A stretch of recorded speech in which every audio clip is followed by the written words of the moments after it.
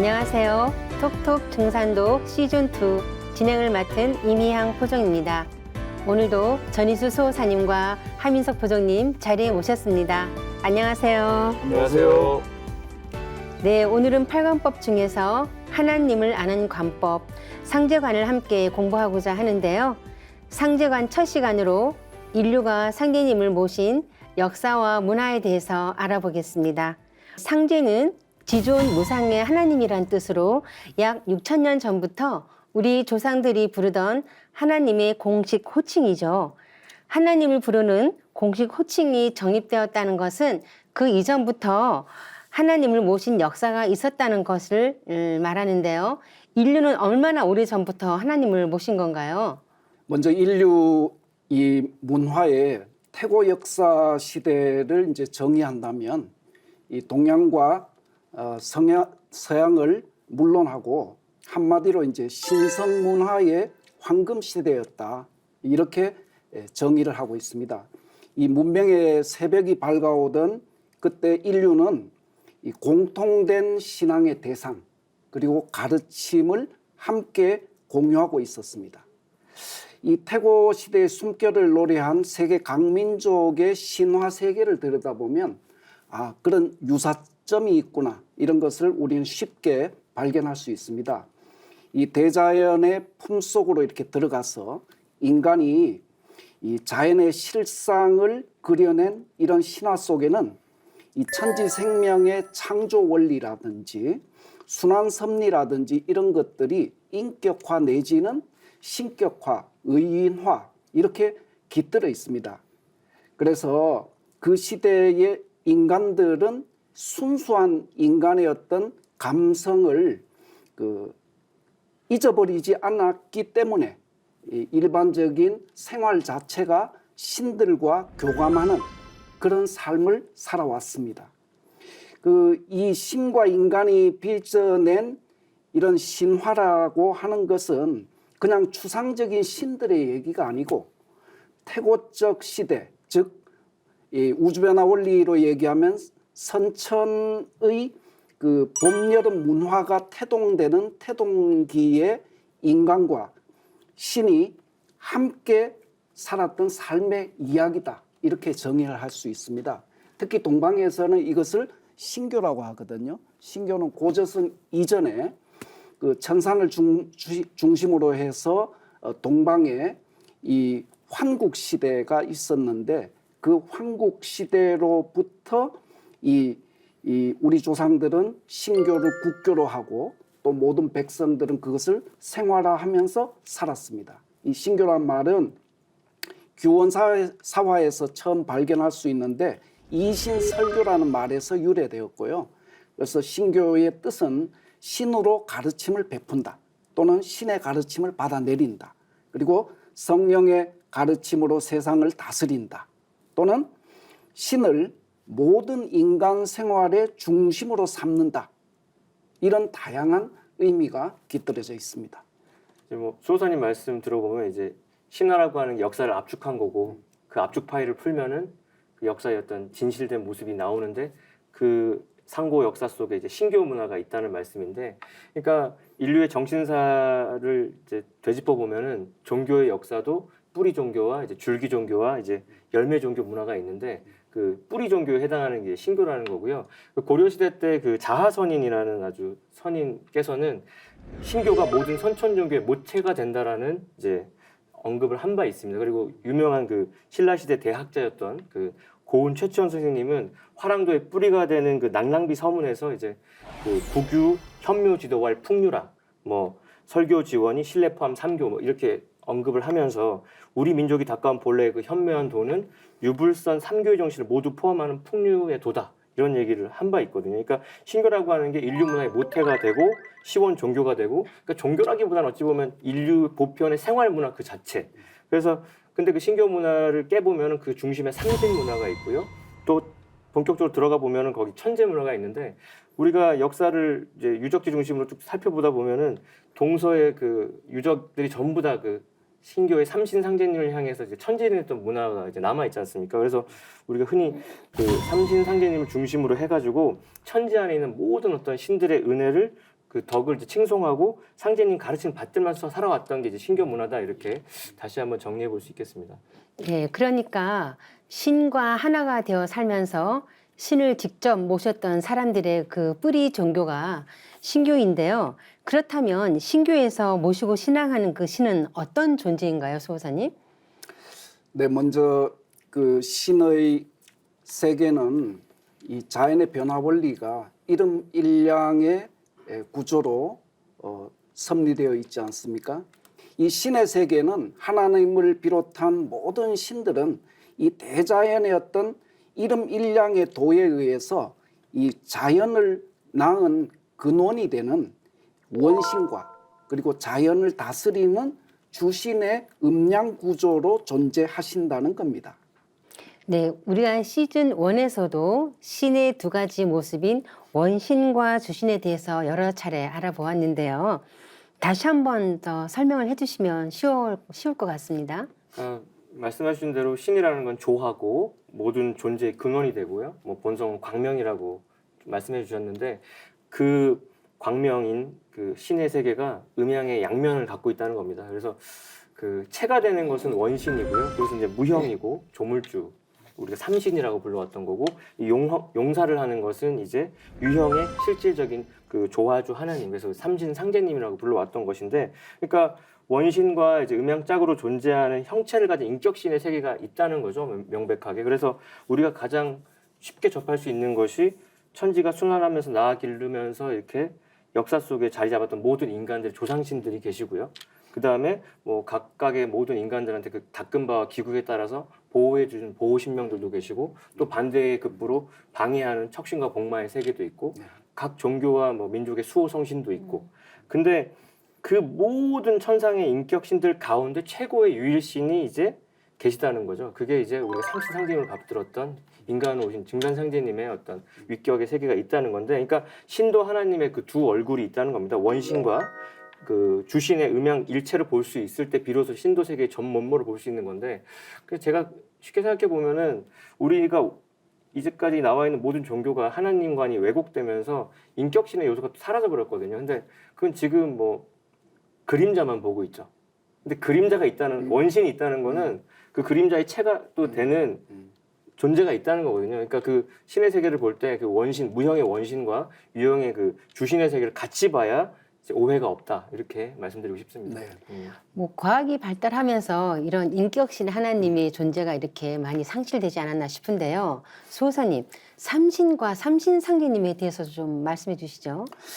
다시 한번 정리하는 의미로 제가 말씀을 드리면 이 동방의 신교 문화에서는 이 대자연 속의 순수한 조화 정신을 원신 또는 삼신이라고 불러왔습니다. 이 삼신은 이 삼신으로서만 삼신의 창조와 변화의 목적을 실현할 수가 없습니다. 예를 들면은 자연의 지구 초목농사를 짓는 지구 일년이 있지 않습니까? 지구 일년은 이 추나추동 봄, 여름, 가을, 겨울로 순환하는데 이 계절의 목적은 가을에 열매를 추수하는 데 있습니다. 근데 이 자연의 질서만으로서는 자연은 손발이 없기 때문에 열매를 추수할 수가 없는 거죠. 그렇죠.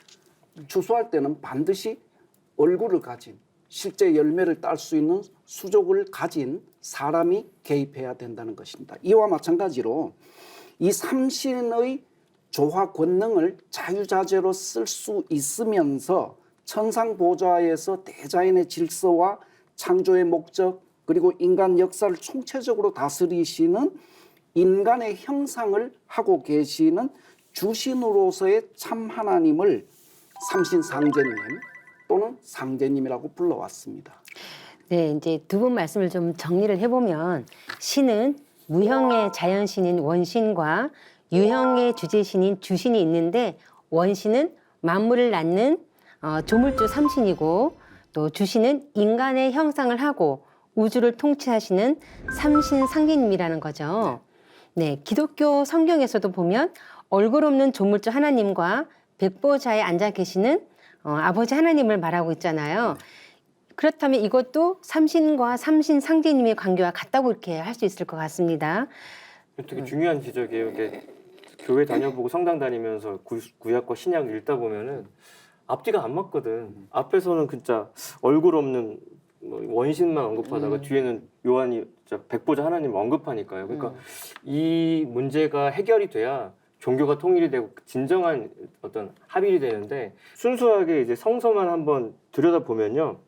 서양에서는 진짜 형상 없는 어떤 원신 개념이 쭉 나오다가 또 이런 구절이 있죠. 구약의 뭐 에스겔이나 다니엘서 같은 거 보면은 그 고기를 구워가지고 번제를 그렇게 많이 드리잖아요. 그러니까 제사 의식은 인격신을 전제하지 않으면 할 수가 없거든요. 그리고 그러니까 그들은 천상 옥자에 앉아 계시고 제사에 감응하는 인격신이었다는 걸 의미를 하는 거고 실제로 유대 문화의 근원이 된 수메르 문명을 가보면은 메소포타미아에 살던 종족들은 전부 다 음식이랑 청수 모시고 조사님한테 제사 지냈던 우리의 신교 문화랑 너무나 일치되는 그런 거를 유물로서 입증을 하고 있기 때문에 이거를 깨닫는다는 게 굉장히 중요합니다. 그래서 또 신약으로 넘어와 보면은 그 서양 2000년 문명이라는 게 신약성서 한 권에서 나왔다라고 이제 학자들이 얘기하는데 거기에 이제 아버지 신관에 대한 성부 하나님에 대한 이야기가 있잖아요. 그리고 우리 기독교 신앙 예전에 할 때 맨날 읽은 기도문에 뭐라고 되어 있습니까? 주기도문에 하늘에 계신 우리 아버지라고 해서 그건 원신일 수가 없는 주신으로서의 아버지를 말씀하시고요. 그 예수 성자가 십자가에 못 박혀서 증언했던 그 아버지에 대해서도 이렇게 요한복음에 언급이 되어 있거든요. 내가 내 자의로 말하는 것이 아니요 나를 보내신 아버지께서 나의 말할 것과 이를 것을 친히 명령해 주셨다. 동양의 천명사상과도 일치되는 선언을 예수 성자가 한 바 있습니다. 그리고 성자 예수의 삶이라는 것도 천상 옥자에 앉아 계신 아버님의 강세로 시전이 되는 킹덤 오브 갓. 그러니까 지상 천국 하나님 아버지의 왕국 시대를 열기 위해서 그렇게 머나먼 대장정을 해왔다는 것을 알아야 이제 그 모든 신앙의 그 미스테리가 풀리는 건데요. 근데 지금 기존 신앙인들의 무서운 고정관념이 그 아버지 하나님을 증거한 예수의 부르짖음은 이제 망각을 해버리고서 하나님은 인간이 볼 수 없다. 인간의 몸으로 절대 올 수 없다라고 믿고 그냥 하나님을 그냥 형체 없는 원신적인 성령으로만 알고 있다는 게 이게 안타까운 사건이거든요. 맞습니다. 네? 그래서 예수가 재림한다고 하지 그 예수를 내려보낸 성자를 내려보낸 성부께서 직접 오신다는 거는 아예 삭제를 해버렸거든요. 근데 하나님이 직접 오셔가지고 성서의 결론인 도전에는 그 예수가 재림한다고 하나 곧 나를 두고 한 말이라고 해서 하나님이 직접 오신다라고 다시 말씀하신 바 있고 요한계시록에도 보면은 보라 내가 만물을 새롭게 한다. 완전히 새롭게 개벽하는 하나님으로서 존재하는 게 나오고요. 또 요한계시록을 다시 살펴보면은 하늘의 보좌를 베풀었고 그 보좌 위에 앉으신 이가 있는데 앉으신 이의 모양이 벽옥과 홍보석 같고 또 무지가 있어 보좌에 둘렀는데 그 모양이 녹보석 같더라고 해서 너무나도 구체적으로 백보좌에 계신 하나님을 인격적으로 증언을 하고 있습니다. 그래서 이거를 뛰어넘어야만이 이제 진짜 하나님을 만날 수 있고 바른 어떤 인생이 새롭게 펼쳐진다고 볼 수 있죠. 그러니까 기독교의 그 위대한 계시적인 진리 선언을 다시 한번 이 하나님관, 동서양의 하나님관을 짚으면서 재각성을 해야 되지 않나 생각을 하게 되죠. 네, 그렇게 본다면 이게 어떤 환경이나 언어만 다를 뿐이지 동서양의 하나님관이 이렇게 같다고 할 수 있을 것 같은데요. 다른 종교에서도 신을 조물주 하나님이라든지 주제자 하나님이라는 그런 두 가지 측면에서도 이렇게 이야기를 하죠. 네, 그래서 이제 우리 동방으로 넘어오면은 이제 유가도 있고 이제 도가도 있는데, 그러니까 우리가 알아야 될 진리의 중심 주제라고 하는 것이 우리가 증산도를 규정하면서도 지난 시간에 언급을 했지만요, 이 대자연의 질서로 만물의 바탕이 되는 도의 우주 입법의 세계가 있고요. 그 입법하고 음양 짝이 되는 완전히 합일돼서 도를 주재하시는 통치자 최고신 제 하나님이 엄연히 있다는 겁니다. 그래서 그 서양 철학자 중에서도 이제 플라톤 이래로 가장 이제 탁월하다고 하는 화이트헤드 선생께서도 그 도와 어떤 재의 관계를 창조성과 신의 관계로 언급을 한 바 있고, 그 최순 대진사께서도 시천주 조화정 영세불능 완사지 직위금지 원이대가 요즘에 뭐 드라마 통해서도 그 주문이 다시 이제 각성이 됐는데, 그 직위의 어떤 영역과 그 천주의 영역이 엄연히 있다는 거죠. 그게 우리가 지금 논하고 있는 도와 재의 영역인데, 그래서 제가 늘 드는 비유가 자동차 스스로 굴러가는 거지만 우주 입법 자동차 안에는 그거를 운전하시는 컨트롤하시는 운전자인 제가 계시거든요. 그 도와 재의 관계를 그렇게 이해를 하지 못하면 큰 착각 속에서 이제 살다 가는 거라고 봅니다. 네, 참 쉽게 설명해 주시는 것 같아요. 네, 수호사님. 천과 상제에 대해서도 좀 이렇게 이해를 좀 시켜주시죠. 네, 본래 그 원시 유교 시대에 이 원시 유교에서는 이 하늘을 이 어떻게 인식했느냐면은 인간과 만물에게 천명을 직접 내리시는 인격적인 하늘 이렇게 인식을 했습니다.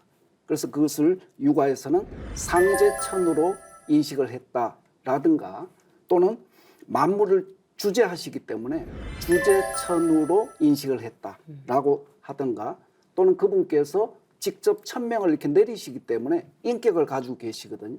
그래서 인격천의 그런 개념으로 원시 유교에서는 하늘을 인식을 했습니다. 그래서 당시까지만 해도 상제님은 우주를 다스리시고 천명을 내리시고 인간과 신들에게 상과 벌을 내리시는 이런 어떤 감정과 의지가 있는 인격신 하나님으로 신앙했다라고 하는 근거가 있습니다. 이것은 신교의 영향으로 인해서 그때까지 널리 퍼져 있었던 보편적인 그런 사상이었습니다. 그런데 이 공자 이후에 예를 들어서 논어를 보면 그 하늘을 인격적인 그런 상제천의 그런 개념보다는 이 자연천, 인격을 배제시키는 거죠. 순수한 자연의 그런 하늘 또는 도덕천, 착하게 죄 짓지 말고 살아야 되는 하늘이 내려다본다 뭐 이런 어떤 도덕천의 개념 그리고 운명천의 이런 개념으로 더 많이 언급되고 이 사후의 세계라든지 신의 세계에 대한 문제들을 언급하는 것은 꺼려왔습니다. 더 나아가서 한나라 무제 때는 유학자 동중서가 본래 신교 문화에서는 도지대원은 출어 삼신이다. 모든 이 존재의 가장 근원을 삼신으로 언급을 했었는데 이 동중서는 이 신교의 이러한 가르침을 이 삼신을 언급해야 되는 자리에 도지대원은 출어천이다 라고 하늘천자로 바꿔버림으로 인해 가지고 유교의 천이 본래의 원시 유교에서 그 인격적인 상제천이었음에도 불구하고 그리로 다시 되돌아갈 수 있는 길을 막았다 이렇게 볼 수 있습니다. 네, 역사의 여명기에는 모든 인류는 조물주 하나님과 우주를 통치하시는 통치자 하나님을 이렇게 신앙해 왔었는데요. 하지만 역사가 진행되어 오는 과정에 있어서 이런 통치자 하나님의 존재는 이제 잊어져 버리고 도나 천, 또 형상이 없는 아버지 하나님 등으로 신앙하고 있는데요. 이를 바로잡기 위한 노력도 있었죠. 네네.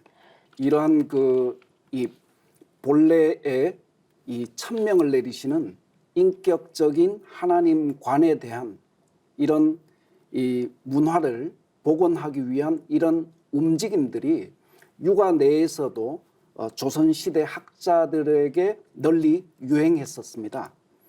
이 상제 신앙의 문제를 끊임없이 이제 제기한 대표적인 분들로 이 이순신 장군을 임진왜란 때 청거했던 서해 유송룡 선생님 같은 분이 있는데요. 이분의 그 서예집에 언급된 내용을 먼저 제가 한번 읽어보겠습니다. 깊은 밤 어둠 속에 상제님께서 내게 임하시네. 방안 깊숙이 홀로 있는 곳에도 신명히 살피고 계신다. 삼가고 두려워하여 상제님의 법칙대로 살지어다. 서해 유성룡 선생께서는 이 글을 이순신 장군에게 드렸다고 합니다.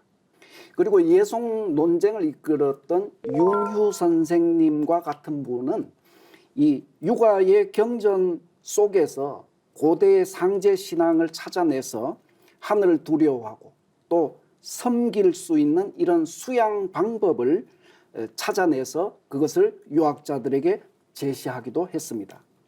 이러한 윤휴의 가르침들은 훗날 다산 정약용 선생의 사상의 기초가 되기도 했습니다. 이분은 고대 유교 문화에서 하늘의 주제자이신 상제님 문화로 되돌아가야 된다.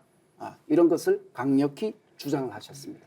그래서 다산 선생의 철학의 출발점이자 근간은 한마디로 얘기하면 인격 주신이신 상제천, 즉 상제님의 천명을 바로 세우는 일에 평생을 바치셨습니다. 말씀을 들어보면은 결국 이제 뛰어난 학자들이나 성인들이 뭔가 잘못된 걸 바로잡으려는 몸짓들을 하셨다는 건데, 이 대한 제국이라고 하는 게 있었습니다. 우리는 그 조선으로 망했다고 알고 있지만 사실은 대한 제국이 국권을 상실해서 이제 일제 강점기로 넘어가게 되는데, 이 개벽의 땅 한반도로 몰린 동방 조선이 고려 시대 때 이제 충렬왕 때는 25세 충렬왕 때는 그냥 황제 칭호, 천자 칭호도 내려놓고 왕으로 이제 전락을 하게 되는데, 19세기 말에 급격하게 국력이 쇠퇴한 그 와중에 실질적인 그 조선의 마지막 임금님이신 고종 황제께서 1897년도에 다시 칭제 권원을 하잖아요. 황제의 칭호를 되찾고 독자적인 연호를 광무를 씁니다. 우리 민족이 환국 배달 조선으로 이어온 게 다 광명인데, 빛날 광자에 힘쓸 무자, 광명문화를 다시 힘써서 되찾고자 하는 뜻이 이제 연호에 있다고 저는 판단이 되는데요. 그때 그 대한제국을 선포하면서 원구단이라고 하는 천재단도 다시 복원을 해서 호천궁궐의 상제님께 천재를 지내는 천자문화를 다시 복원을 하거든요. 근데 그 시점은 인간으로 오신 증산 상제님이 친히 이제 천하 유력을 다 또 하시던 시점이기 때문에, 어찌 보면은 그 상제님께서는 내가 있는 곳이 천하의 대중화라고 하신 말씀처럼 그 인존 하나님으로서 살다 가시면서 고종 황제께 그 명도 내렸다고, 영감을 줬다고 볼 수 있는 거죠. 그러니까 그렇게 이제 대한제국이 선포되고 천재 문화가 부활하는 어떤 이야기 속에서 대한민국의 그 어떤 애국가의 가사의 근원이 되는 뭐 첫머리에도 상제는 황상을 도우소서 이런 천재 문화가 복원이 되는데, 제가 이제 역사를 좀 더 깊이 파다 보니까 그러면 이 고종 황제로 끝나는, 그리고 뭐 순종이 있긴 하지만요, 그 조선을 건국하신 분은 이제 태조 이성계지 않습니까? 근데 태조 이성계가 고려의 어떤 혼란을 수습하면서 정도전의 어떤 후원을 받아서 1392년에 이제 건국을 하게 되는데, 그 1년 전인 1391년도에 금강산에 가가지고 서원을 하는 게 있어요. 그거 제가 그 이 유홍준의 국보술래라고 하는 책을 보다가 여기 보시면은 그 출토된 유물인데요. 유물의 이름이 이성계 발원 사리함이에요. 그러니까 1391년도는 또 공교롭게도 간지가 신민년인데, 그 신민년에 상제님 탄강신 해랑 그 간지가 같은 신민년에 그 사리함에다가 글자를 새겼는데요. 그 문구 한번 읽어봐 드릴게요. 백자 사발에 그 1만 명이 같이 모여가지고, 또 재밌죠. 이성계와 후원하는 1만 명이 모여서 이렇게 써놨습니다. 신민년 4월 이성계와 1만 명은 미륵님께서 중생구제를 위해 내려와 주시기를 기원하며 깊은 계곡에서 함께 그릇을 만들어 금강산에 소중히 방관하면서 발언하노니 이 소원의 확고함은 불조가 증명할 것이다. 그러니까 발언인즉 미륵하생이지만 사실은 뭐 소원인즉 쿠데타의 성공이긴 하지만 1만 명의 다짐이거든요. 그러니까 조선이라는 나라가 건국될 때 태조 이성계의 마음속에 뭐 조선이 숭이 억불이어가지고 불교를 억눌렀다고는 하지만 미륵부처이신 천주님, 상제님이 이 지상에 강세하시길 발언하면서 개국을 했거든요. 그것도 금강산에서 1만 명과 함께. 그렇게 유지했던 나라가 대한제국이 이제 되면서 어찌 보면 그 태조의 뜻을 마지막 고종께서 완성을 시켰다고 볼 수가 있습니다. 몰랐던 부분을 알았던 네, 것 같습니다. 이성계가 그 건국을 하면서 이렇게 미륵님께 발언을 하고, 물론 뭐 조선을 건국했겠지만 또 다른 부분을 이렇게 네. 알게 그 돼서요. 응답에 응해서 네. 상제님도 이제 구한말에 오시게 네, 된 거죠. 그러기 말입니다. 참 좋은 정보였던 것 같습니다. 결국 우리가 이렇게 하나님을 아는 공부를 하는 것은 조물주 하나님과 통치자 하나님을 동시에 그리고 바르게 인식하는 데서 시작해야 된다는 것을 이제 말씀드리고 싶은데요. 삼신과 하나 되어 우주를 통치하시는 삼신 상제님, 그분이 바로 가을 개벽기를 맞아서 인류를 구원하시기 위해 1871년에 동방의 이 땅에 강세하신 증산 상제님이십니다. 부장님, 상제님에 대해서 좀 더 이렇게 쉽게 좀 설명을 좀 해주시겠어요? 이 우주에는 모든 걸 잡아돌리는 최고 주제자가 계시다는 거고요. 그분이 이 우주의 여름과 가을이 바뀔 때는 반드시 인간으로 오셔서 그 모든 걸 마무리 짓는 일을 하셔야 된다는 거죠. 그래서 인간 역사 속에 직접 개입해가지고 해야 되기 때문에 이 시기에 신민년에 1871년에 직접 오신 존재가 증산 상제님이다 이렇게 말씀드리고 싶네요. 그래서 이제 성구를 보면은 이렇게 돼 있습니다. 이제 온 천하가 큰 병이 들었나니 내가 3개의 대권을 주재하여 조화로서 천지를 개벽하고 불로장생의 선경을 건설하려 하노라. 나는 옥황상제니라. 상제님께서 증산 선생님께서는 이렇게 당신의 신원과 존재 이유와 당신의 사명까지도 명명백백하게 말씀을 해주신 바 있습니다. 네, 저는 거기에 조금 부연을 해서 상제님의 그 통치 법도에 대한 그 시청자분들께서 앞쪽에 이렇게 저희들이 쓰는 그 상제님에 관련한 이런 언어들 중에서 주제다 뭐 이런 언어들이 생소할 것 아닙니까? 그렇죠. 그래서 그것을 좀 보완할까 합니다. 근데 먼저 상제님 도전에 있는 상제님 말씀을 함께 읽고 제 말씀을 부연하도록 하겠습니다. 도전 4편 58장입니다. 4절에 내가 천지를 주재하여 다스리되 생장염장의 이치를 쓰나니 이것을 일러 무위이화라 하느니라 라는 말씀이 있습니다. 여기에서 내가 천지를 주재하여 라는 주재라는 이제 말씀에 저희들이 생소합니다. 이 주재라고 하는 것은 천지의 질서, 이법이라고 하는 것은 본래 주어져 있는 것입니다. 이 우주가 존재할 때부터 영원히 이법은 주어져 있는 것이죠. 근데 하나님은 그러면 어떤 존재냐?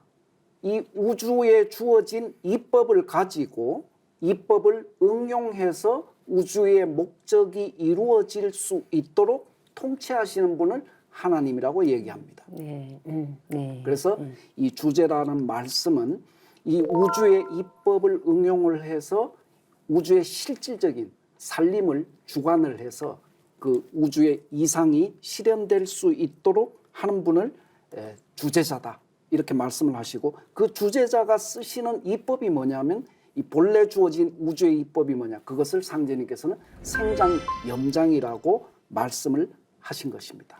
네. 네, 여기서 잠깐 두 분의 말씀을 좀 종합해 보면은요, 한 나라를 주관하는 그 대통령이 있는 것처럼 상기님은 우주의 대통령이시다라고 말씀하셨잖아요. 또한 수호사님께서도 상기님이 우주를 통치하시는 그 우주의 헌법이 생장염장이다 이렇게 말씀을 해주셨어요. 두 분의 말씀을 들으면서 상제님이 어떤 분이신지 좀 쉽게 이렇게 이해가 되는 것 같습니다. 역사의 초창기부터 인류가 삼신 상제님을 모셔온 만큼 상제님을 모신 문화를 우리가 지구촌 곳곳에서 이렇게 찾아볼 수 있지 않습니까? 네, 지구촌 곳곳에서 찾아보면 다 그게 내내 상제문화고 천제문화인데 그게 또 가장 잘 살아있는 곳이 또 등잔밑이 어둡다고 저희 조선 땅인데요. 그래서 도전에 이런 말씀이 있습니다. 동방의 조선은 본래 신교의 종주국으로 상제님과 천지신명을 함께 받들어 온 인류 제사문화의 본 고향이니라. 그래서 우리의 일상 언어나 어떤 그 상식 속에 그 상제님 모시는 시천주 문화가 아주 생생하게 살아있는데, 그러니까 오랜 옛날부터 우리 한민족은 이 우주를 다스리시는 삼신 상제님을 너무 지극하게 섬겨왔던 거고요. 그 상제 문화는 우리 민족의 정치, 종교, 교육, 예술 모든 삶의 가치고 의식 판단의 이제 근원이거든요. 그래서 국가에서 대소사가 있을 때 국왕이 상제님께 천재 올리는 건 당연한 거고, 가정에서도 이제 개개인이 모든 문제를 상제님한테 기도를 이제 드렸던 겁니다. 그러니까 아직도 이제 상제 문화는 우리 생활 곳곳에서 생생하게 이제 살아있다고 볼 수 있겠습니다.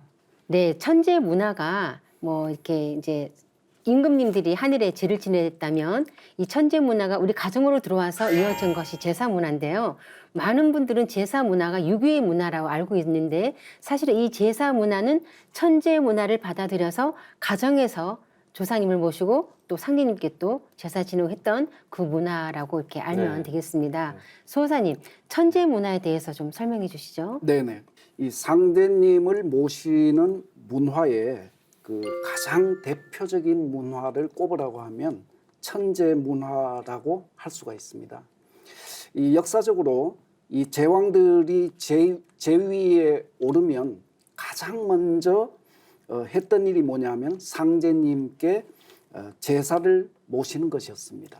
이것은 과거 역사의 역대 제왕들의 삶을 기록한 문서를 보면 수없이 많은 것을 우리가 확인할 수 있는데요. 이 황제는 상제님의 대행자로서 천제를 모실 때 대제사장이 되었습니다. 그리고 상제님과 백성을 이어주는 중매자가 황제였습니다. 그래서 그들은 이 상제님에 대한 학문, 그 다음에 수행 이런 것들을 통해서 이 덕을 닦아서 천하 백성들을 상제님의 덕에 대한 것을 깨달아서 백성들을 다스렸고 또 그들은 이 상제님의 뜻이 담긴 그런 경전을 역사에 남겨서 후세 백성들이 삼신상제님의 뜻에 따라서 생활하도록 그런 하늘의 가르침을 내려주었습니다. 그래서 이 천제를 모시는 분들은 원래는 황제였습니다. 하지만 인류의 생활 문화 속을 들여다보면 비단 하나님을 모시는 문화는 이 역대 황제들만의 전유물은 아니었습니다. 백성들의 삶 속에도 이 환단고기를 보면 이런 기록이 있거든요. 예로부터 고을마다 소도가 있어 삼신상제님께 제사를 지내면서 북치고 나팔을 불어 잔치가 벌어졌다. 백성들은 저마다 자기 집 뜰 안에도 제단을 쌓아서 새벽마다 기도를 올렸으며 먼 조상의 덕을 추모하여 자기가 태어난 근본을 잊지 않으려 하였다. 그러니까 백성들도 집에 각자 제단을 쌓아서 새벽에 기도를 올리고 조상들을 모시는 이런 삶을 살았던 것이죠. 네. 갑자기 그런 문화 시대로 돌아가고 싶다는 생각이 들었습니다. 이 소들을 설치하고 삼신상제님께 이렇게 제를 올리고 했던 그런 경건했던 우리 백성들의 모습이 이렇게 말씀을 통해서 그려지기도 했는데요. 그런데 누구나 이렇게 상제님께 이렇게 천제를 올릴 수 있었던 건 아니었던 것 같아요. 네. 그 천자만 올릴 수 있었다고 하는데요. 그렇다면 소사님 이 천자 사상에 대해서도 좀 들여다봐야 될 것 같아요. 네. 동방 문화에서는 이 하늘에는 상제, 땅에는 황제라는 말이 있어 왔습니다. 이 말은 천제께서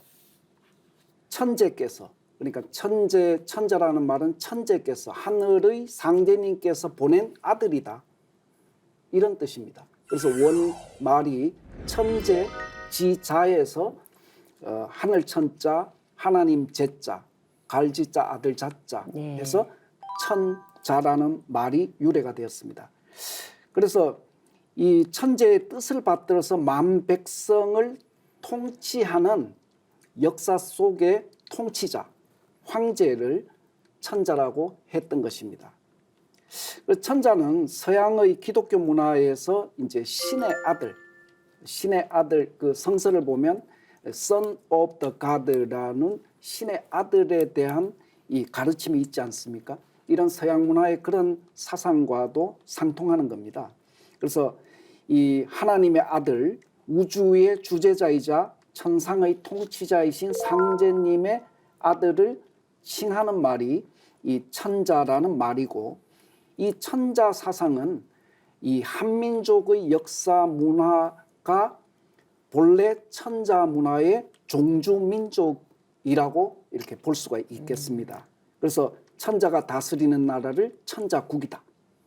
천자는 이 좀 전에 말씀드렸듯이 신의 아들과 상통하고 신교를 신앙했던 동방 문화에서는 국가의 통치자를 의미하는 것입니다. 그래서 천자는 이 재정일치 사회의 통치자를 지칭하는 것이고 천자는 인간 세계를 대표해서 하늘에 제사를 올리는 그런 일을 대행했던 그런 이 분을 천자라고 했고 그런 천자 문화는 이 우리 한민족의 고유한 문화이기도 했었습니다. 네.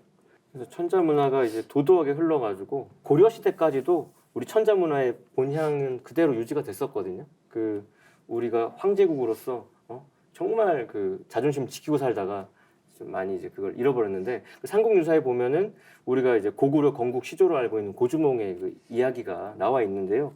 원래 이제 고구려라는 것도 북부여의 이제 맥을 이었죠. 북부여를 건국하셨던 해모수께서도 스스로를 천재자라고 언급하신 바 있는데 그 본래 고주몽이 영특하고 되게 이제 영웅적 기계를 가진 인물이었습니다. 근데 당시에 이를 시샘했던 동부여 금화왕의 일본 왕자들하고 신하들이 이제 좀 위협을 가하니까 그걸 미리 안 유화 부인이 이제 떠나라고 하면서 이제 오이마리 협보랑 같이 이제 피신을 하는데, 그러니까 도망가다 보니까 엄니대수를 만나죠. 지금의 송화강인데 뒤에서는 이제 쫓아오고 앞은 강이 막아가지고 난감한 상황에서 이렇게 외칩니다. 강의 수신을 향해서 아시 천재지자라고. 나는 누구다? 천재의 아들이다. 그러니까 나는 상제님의 아들이라고 자신의 신원을 밝히니까 물속에서 물고기가 자라가 나와 다리를 놔줘가지고 무사히 그 고구려가 건국되는 이야기가 나오는데, 그러니까 우리 한민족의 그 국통 속에서 천자 문화는 이게 상제님하고 직결되어 있는 이야기들이고요.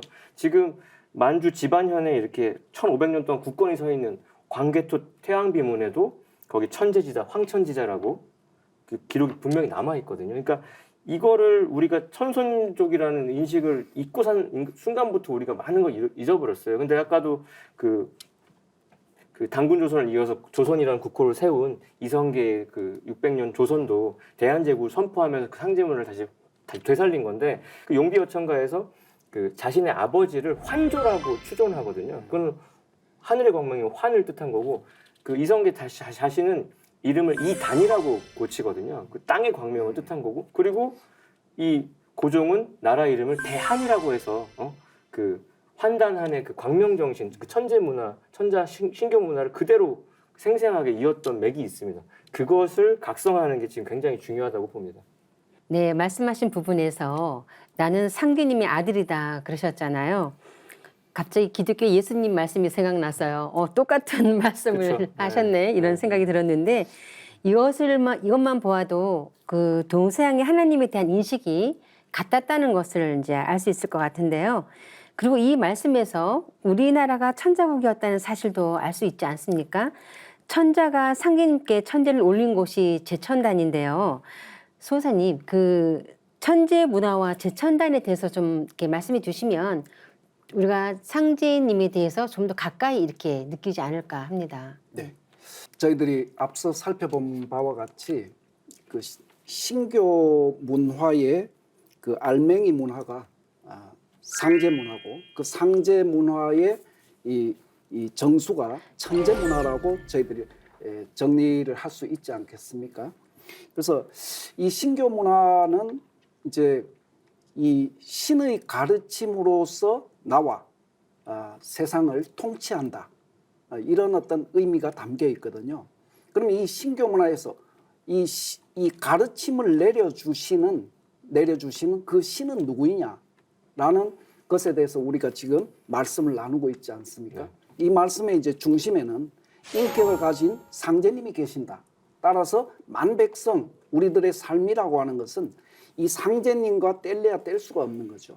따라서 우리들 문화 속에는 상제님께 그 보은하고 감사를 올리는 예식이 있어 왔습니다. 그것을 천재 문화라고 하죠. 네. 그래서 특별히 상제님께 감사의 그런 예식을 올리는 것을 천재라고 하는데, 그 천재는 아무 곳에서나 모시는 게 아니라 그렇죠. 예. 천재를 모시는 성스러운 장소가 있었습니다. 그것을 소도라고 하죠.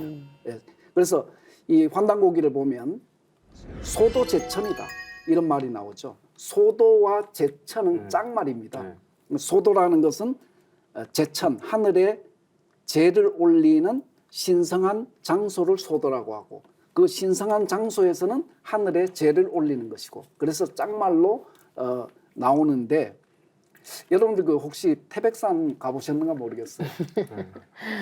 제가 태백산을 갔는데 아주 역사적인 이 근거가 남아 있구나, 이거 아직도 기억하고 있는데, 자동차를 몰고 그 태백산 이 입구를 찾아가는데, 이제 좌회전을 하면은 바로 이제 주차장에 차를 대고 태백산을 등반할 수 있는 곳인데, 좌회전하기 전에 큰 팻말이 있어요.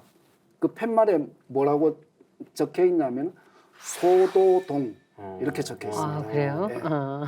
태백산은 여러분들 아시다시피 태백산 정상에 제천단이 있습니다. 네. 예, 제천단이 있는데 아직도 그 제천단이 모셔진 곳이 소도라고 하는 그런 이 근거가 지금 행정구역으로 아직 남아있는 곳이 태백산입니다. 그런데 우리나라에서는 이 역사적으로 가장 오래된 초대 단군 왕검 때 축조된 제천단이 있습니다. 그것이 강화도 마리산에 있는 그 참성단입니다. 네. 이 참성단에서는 역대 단군 성조님들께서 직접 오셔서 천제를 모셨습니다. 처음에는 3월 16일, 10월 3일에 천제를 지내다가 그 이후로는 5월과 10월에 천제를 모셨다고 합니다. 제천단 하면 뭐 우리가 이렇게 가까이에서는 대부분 사람들이 잘 모르고 있는데요. 우리가 서울 한복판에서도 보면 우리 제천단이 있죠. 원구단이라고 지금의 그 소공동 조선호텔 자리에 원구단이 있는데요. 그 1897년 고종 황제께서 우리나라가 천자국이 위상임을 알리는 그런 제천단을 쌓았습니다. 지금은 이제 많이 이렇게 허물어지고 뼈대만 남아있는 상황인데요. 그때 아까도 우리 포도님께서 말씀하셨지만 나라가 기울어지는 그 상황에서 고종 황제께서 우리나라를 천자국이다라는 종주국을 이렇게 선포하시고 황제 임금에서 황제로 이제 등극하시면서 나라를 이제 대한제국으로 이렇게 선포를 하시죠. 삼국사기라든지 동국여지 승람이라든지 또 세종실록 지리지 이런데 다 그런 제천단에 제를 올린 기록들이 있습니다. 그 부장님, 이 지구촌에도 제천 문화가 많이 있죠. 네, 그래서 우리가 원조인데 그 원조 문화가 이제 파급이 돼가지고 동서양으로 쭉쭉 뻗었습니다. 그래서 대표적인 게 이제 제천단 자치가 이제 수메르 문명으로 가죠. 수메르가 이제 12황국 중에 수미리국이 이제 옮겨간 걸로 우리가 알고 있는 건데요. 그 보면은 그 검은 머리 사람들이 우리와 똑같은 교차어를 쓰고, 근데 거기는 평야지대고 사막이니까 산이 없어서 그 고산의 모양을 본떠야 됐기 때문에 천단을 이제 건축을 하게 되는데, 그게 이제 성서에서 나와 있는 그 바벨탑 같은 것들도 그 지금 우리가 얘기하고 있는 그 천단 지구라트의 일종입니다. 그게 이제 더 뻗어가지고 이집트 피라미드까지 되거든요. 근데 이 이집트 피라미드에 대해서 일본의 그 와세다대 요시무라 교수가 되게 고수예요. 그분이 이제 이집트 조사실 주임으로 탐사대가 가서 첨단 기술로 이렇게 발굴을 했는데 고고학적으로 평가가 높은데요. 그분 얘기는 4700년 전에 이집트 최초로 피라미드를 건축한 제상 이모테프라는 사람이 수메르에서 귀화한 인물이라는 거죠. 그 이집트 피라미드의 원조가 수메르 문명에서 왔다는 얘기고, 그게 동쪽 끝으로 가면은 그 아즈텍 마야 문명의 그 수많은 그 피라미드들도 있는 건데, 그러니까 동서양에 있는 거성 건축물들이 다 보면 지구촌 시대 그 시원의 고대 문명의 원형들을 드러내고 있는데, 놀라운 사실은 중국 한복판에도 지금 어마어마한 피라미드들이 많아요. 그거를 중국에서는 진시황 유적인 줄 알고 찾으러 갔다가 파봤더니 이거는 홍산 문명 유적이어가지고 그걸 요즘에 은폐하고 원래 산이었다고 해서 나무 심고 난리치고 있는데요. 원래 그 피라미드라는 말의 뜻도 그 나라 사람들은 메르라고 해가지고 승천의 공간이라는 뜻이 있습니다. 그리고 지구라트라는 말도 높이 상승하는 것이라는 뜻이 있는데, 결국 우리가 뭐 참성단, 뭐 태백산 천제단처럼 산에서 상제님께 천지 지내는 것처럼 평야에 산 모양을 세워놓고 그 하늘과 소통하는 천재 문화가 그대로 이제 이어져 온 거죠. 근데 또 재밌는 게 그 중국에 있는 피라미드의 배치 모양하고 이집트 피라미드 배치 모양이 똑같아요. 그게 하늘 오리온 별자리 모양 그대로 본땄다고 하는 겁니다. 그래서 고고학자들은 이 중국하고 이집트가 똑같다는 건 세계 문명이 하나에서 나왔다는 걸 전제하지 않고는 설명이 안 된다라고 얘기를 하거든요. 그러니까 세상은 더 첨단으로 달리고 과거로부터 멀어지는 것 같지만 어찌 보면 더 진실에 더 가까워진다고 볼 수가 있겠습니다. 네, 말씀하신 것처럼 그 상제님께 천제를 지냈던 제천단은 전 세계에서 이렇게 발견이 되고 있잖아요. 그런데 기존의 그 4대 문명보다 그 수천 년이나 앞선 그런 문명이 발견이 됐어요. 바로 홍산 문명인데요. 그 홍산 문화에서 제천단의 원형이 이렇게 발견이 돼서 화제가 됐는데요. 소선 이 부분에 대해서 좀 얘기해 주시겠어요? 네네. 이 제천단에 대한 것은 우리가 이제 가까운 데서 만날 수 있는 것이 조금 전에 이제 태백산이나 그리고 강화도를 언급을 했는데 이 가까운 그 외국에는 중국의 이제 천단공원에 가면 이 제천단을 만날 수가 있습니다. 그리고 우리나라는 지금은 이제 그 흔적이 사라졌지만 아까 사회자님께서 말씀하신 그 원구단이 있었습니다. 이것이 이제 대표적인 그런 어떤 제천단인데 이 제천단의 어떤 뿌리, 이 출발이 어디냐라는 것에 대한 실마리를 찾게 된 것이 조금 전에 말씀하신 중국 그 내몽골 자치구하고 요령성 그 접경 지역에서 이 4대 문명권보다 2,000년 이상 그 앞선 그 대규모 문명 유적이 발견이 되었습니다. 이 만리장성 밖에 있는 이 문명을 이제 일러서 소위 이제 홍산문화다 또는 발해 연안 문명이다 또는 요하 문명이다 이런 그 여러 가지 이제 이로 정의를 하고 있습니다. 주목할 것은 이 제천단이 이 삼원 구조로 되어 있습니다. 그러니까 이 가장 초석이 되는 부분의 원형, 그 다음에 그 위에 조금 지름이 조금 작은 형태로 해서 또 원형, 그리고 그보다 더 작은 형태로 해서 원형, 이렇게 이제 삼원의 구조로 되어 있는데 이것은 이 삼신사상에서 비롯된 그런 기하 구조물이라고 볼 수가 있습니다.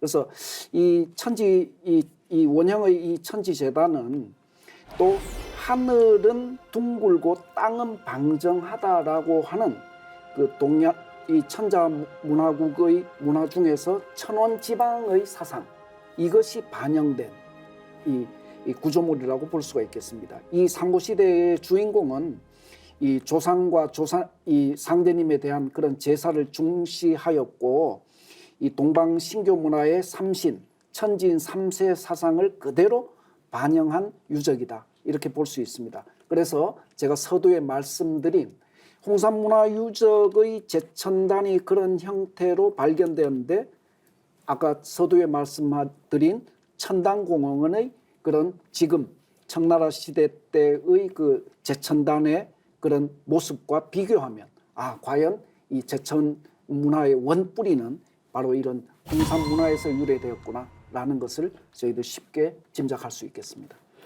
그 인류가 하나님을 모신 그 상제 문화의 그 대표적인 일례가 천재 문화인데요. 하지만 지금은 이 제천단에서 천재를 지내지 않고 있잖아요. 예, 굉장히 좀 안타까운 일인데요.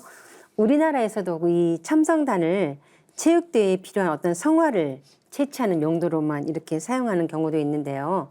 이런 그 제천 문화를 이렇게 우리가 좀 곳곳에서 이렇게 볼 수 있는 부분들이 어디 좀 있을까요? 일단은 우리가 10월 상달에 세시풍속에서 이제 상달 고사를 해왔던 거.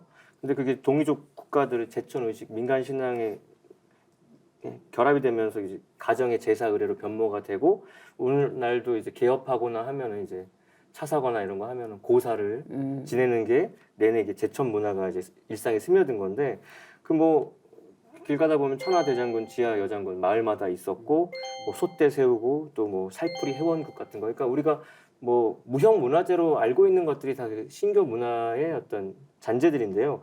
근데 거기 보면 다 신교의 다신 공경 문화들이거든요. 그렇죠. 그러니까 근데 이 신교의 다신 공경 문화를 자칫 또 뭐 기존 신앙인들이나 뭐 하는 분들은 뭐 우상 숭배처럼 착각할 수 있는데 땅의 모든 인간들이 인권이 똑같듯이 평등하게 똑같듯이 우리 한민족은 천지간에 있는 소중한 생명적 존재 모든 무수한 신명들의 위격을 동등하게 여기고 극진히 대접을 해왔던 건데 그런 또 아주 최첨단 소통이죠. 근데 이게 또 재밌는 게 우리 농사 지을 때 이렇게 뭐 음식 먹기 전에 고수레 한다고 이렇게 하는 거 있지 않습니까? 고시래 그랬잖아요. 그게 이제 말씀하신 대로 고시래죠. 원래 우리가 당군 때 농사를 가르쳐준 고시 씨에게 그 은혜를 이제 그 은덕을 기르기 위해서 하는 3번 이렇게 음식을 먼저 떠서 하는 고시래에서 고수레가 나온 거고. 근데 이런 것들도 비단 우리만의 문화로 남아있지 않고 지금 몽골 같은 데 가면 그 소도 대천과 같은 오보제를 올리고 나서 말 젖술인 쿠미스를 땅에다가 이렇게 뿌린 다음에 나눠 마시는 게 있고 또 이제 중남미 쪽으로 건너가면은 중남미 인디언들도 치차 같은 거 먹는데 그게 우리나라 막걸리랑 비슷하거든요. 그거를 손으로 3번 찍어서 돼지에 뿌린 다음에 나누어 먹는 문화가 있어요. 그러니까 우리의 그 제천 의식이나 문화가 고스란히 이제 스며들어 있는데 지금 우리가 4년마다 하고 있는 올림픽이라는 것도 원래 그 고대 그리스에서도 올림푸스 12신한테 이제 경건하게 제사를 먼저 드린 다음에 뒤풀이로 올림픽 제사를 했던 거거든요. 그래서 뭐 9,000년 한국 이래 상신상제님을 바쳤던 문화가 쫙 뻗었는데 지금 올림픽은 국가적인 아주 행사로 알고 있으면서도 우리가 지금 서두에 말씀하신 대로 그 성화는 참성단에서 체화를 해와도 거기서 천재는 안 지내고 그러니까요. 뒤풀이만 살아있고 네네. 본래 원 메인 이벤트가 사라진 게 좀 이제 안타깝죠. 맞습니다. 네. 네. 네, 그런 문화가 결국에는 이제 이 천재 문화의 흔적들이 이 인류 역사가 이제 분화되고 다양화되면서 각 종교 문화에서 그 예배를 드리는 그 각 종교의 신앙의 대상을 모시는 이런 어떤 예식 문화로 이제 흘러 들어간 것이죠. 그래서 원 뿌리는 이 천재 문화에서 이제 흘러나간 것이거든요. 그래서 시청자 여러분들께서도 인류 역사 속에서 천재 문화의 원형을 보고 싶다라고 하신다면 바로 정산도에서는 해마다 여러 차례 아직도 본래 천재 문화의 원형을 가지고 천재를 모시고 있으니까 많이 찾아주시면 현장에서 이렇게 보실 수 있을 겁니다. 네, 우리가 뭐 천재 문화라든지 또 이렇게 다시 문화, 그죠? 아까 말씀드렸던 고시래라든지 고사 문화라든지 이런 모든 것들이 저도 이렇게 우리 증산도에 들어와서 진리를 알기 전에는 단순하게 우리나라 안에서만 하는 그런 문화로만 알았었어요. 근데 역사 속을 들어가서 보니까 세계 곳곳에 이런 고시래 문화, 이런 여러 가지 문화가 다 똑같이 비슷하게 있는 거예요. 너무너무 놀랬거든요. 역시, 그러니까 지구촌의 모든 인류는 하나에서 나왔다는 근거가 역사를 통해서 이렇게 이런 제천 문화를 통해서 또 알 수 있는 그런 제 나름대로의 계기가 됐었습니다. 하나님을 모시는 문화는 그 형태만 다를 뿐 지금도 면면이 이어지고 있잖아요. 말씀드린 것처럼 세계 뭐 곳곳에도 이렇게 상계님을 모신 문화는 우리가 문학 작품에서도 이렇게 찾아볼 수 있을 것 같아요. 네, 그래서 대표적인 게 심청가. 그래서 아버지 눈을 띄우기 위해서 공양민 300석에 몸을 파는 아주 효심 가득한 심청이 이야기인데요. 거기에 보면은 심청가의 한 구절이 이렇습니다. 옥황상제께서 사해 용왕을 불러 하교하시되 오늘 도화동 심학교에 따라 심청이가 인당수에 들터이니 착실하게 모셔라 이런 부분이 있거든요. 그러니까 옥황상제에 대한 개념이 나와요. 그러니까 그 용왕에게 바다를 다스리는 용왕에게 명을 내리는 존재로서의 상제님이 살아계시거든요. 거기서 또 첨언을 하는 게 옥황상제 용국에 분부하되 만고 효성 심청이가 애비병을 고치려고 인당수에 빠졌으니 너희들이 구해내되 물 한 점 안 묻게 곱게 모셔라라고 아주 디테일하게 명을 내리는 모습까지 이렇게 나와 있거든요. 마치 진짜 대통령이 이렇게 각 장관에게 이렇게 하명하듯이. 그러니까 이 문학 작품 속에 살아있는 것만 잘 배워도 국문과 담임분들만이라도 신경문을 살았어도 그 사람들에 의해서 배워진 후학들이 얼마나 각성이 될까 싶은데 이것도 많이 잊혀졌습니다. 그러면 그 심청이 만화, 드라마, 영화 같은 것도 미국이 됐네요. 그렇죠. 상계님을 빼버리고 네, 옥황상님을 빼고 용왕님이 살려준 것처럼 네. 되어 있잖아요. 네. 예, 본질로 들어가면 상계님께서 하교하셔서 그렇죠. 옥황상제님께서 하교하셔서 용왕님이 심청이를 살려준 건데 이런 부분들도 우리가 좀 많이 이렇게 제대로 알았으면 참 좋겠어요. 소사님, 애국가에도 상제 문화가 이렇게 젖어 있죠. 네네. 네. 나라를 대표하는 노래가 애국가지 않습니까? 우리나라 애국가를 보면 이 경향신문에 2004년 8월 14일자에 하와이에서 이제 발견된 최초의 우리나라 애국가라는 기사가 실렸습니다. 이것은 이제 대한제국 시절에 이제 고종 황제가 반포했다라고 알려지고 있고요. 그 가사 내용을 보면 가사에는 이렇게 되어 있습니다. 상제는 우리나라를 도우소서라는 가사가 보입니다. 따라서 그 100년 전, 100여 년 전만 해도 상제님에 대한 인식이 모든 그 나라의 국민들이 애국가 가사로서 불렀을 정도로 인식이 그대로 이렇게 존재했었다. 이렇게 볼 수 있겠습니다. 네, 지금 애국가를 보면은요. 하느님이 보호하사 우리나라 만세 이렇게 되어 있지 않습니까? 그렇게 본다면 지금 애국가는 그 말씀하신 대로 상제는 우리 황상을 도우소서라는 구절에서 상제님이라는 표현이 이제 그 하느님으로 바뀐 거라고 볼 수 있을 것 같습니다. 네, 상제 문화가 여러 곳곳에 이렇게 스며 있었는데 이것이 역사 과정에서 많이 이렇게 빠져 있고 하느님으로 이렇게 바뀌어져 있다는 것에 조금 안타까움이 있습니다.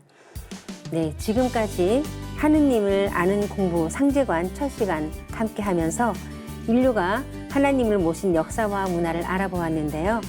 우주를 통치하시는 조화조 하나님, 그분이 바로 1871년 이 땅에 인간으로 오셔서 후천 조화 성경을 열어주신 증산 상제님이십니다. 다음 시간에는 성자들이 전한 상제님 강세 소식에 대해서 알아보겠습니다. 지금까지 시청해주신 시청자 여러분, 감사합니다.